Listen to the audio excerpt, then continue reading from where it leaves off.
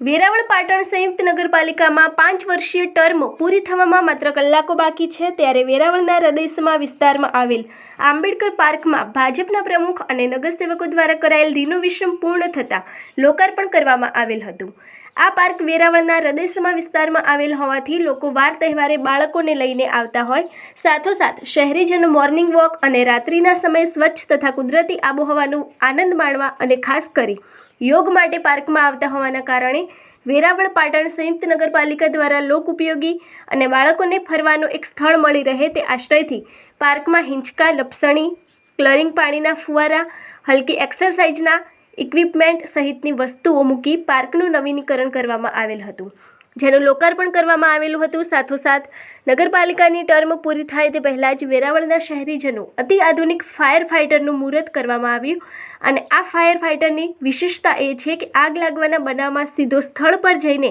7 થી 8 માળ સુધી આગ પર પાણીનો મારો કરી આગ કાબૂ મેળવી શકે છે, જે હાલની પરિસ્થિતિ મુજબ વેરાવળ શહેર માટે એક નવું અચીવમેન્ટ સમાન છે। આ અંગેની વધુ માહિતી માટે જોતા રહો ભારત ટાઈમ્સ ન્યૂઝ।